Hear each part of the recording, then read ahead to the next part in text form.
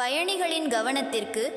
பொங்கலுக்கு பலரும் சொந்த ஊருக்கு சென்று வந்தார்கள். பலர் திரும்பும் போது ரயிலில் டிக்கெட் முன்பதிவு செய்ய முயற்சித்தார்கள். அதுவும் தட்கலில் ரயில் டிக்கெட் முன்பதிவு செய்ய முயற்சித்தார்கள். ஆனால் டிக்கெட் கிடைக்கவில்லை. மாறாக ஆர்வ மிகுதியில் புக்கிங் செய்த பலருக்கு வெயிட்டிங் லிஸ்ட் என்றுதான் வந்தது. எனினும் டிக்கெட் கிடைக்கும் என்ற நம்பிக்கையில் குடும்பத்திற்கே முன்பதிவு செய்தார்கள். ஆனால் 4 பேர் கொண்ட குடும்பத்திற்கு ரயில் டிக்கெட் கிடைக்காமல் போனதுடன் கேன்சல் ஆனது.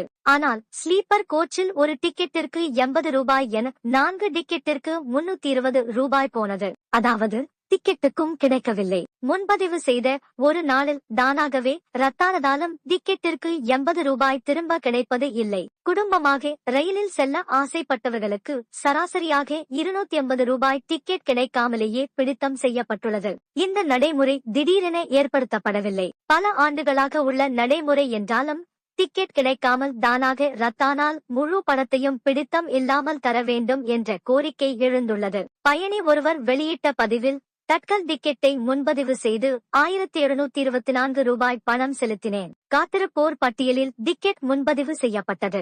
எனவே சில நிமிடங்களில் அந்த டிக்கெட்டை ரத்து செய்தேன். 90 ரூபாய் பிடித்தம் போக மீதி பணம்தான் திரும்ப கிடைத்தது.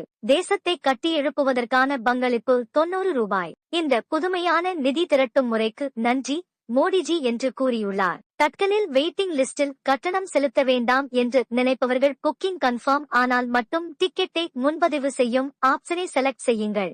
ஆட்டோ அப்கிரேடேஷன் என்ற ஆப்ஷனுக்கு கீழ் உள்ள ஆப்ஷனை கட்டாயம் கிளிக் செய்யுங்கள். இப்படி செய்தால் தட்கலில் வெளியீட்டிங் வந்தால் உங்களிடம் முன்பதிவு செய்யவா என்று கேட்கும். பரவாயில்லை என்று நீங்கள் புக்கிங் செய்தால் மட்டுமே புக் ஆகும்.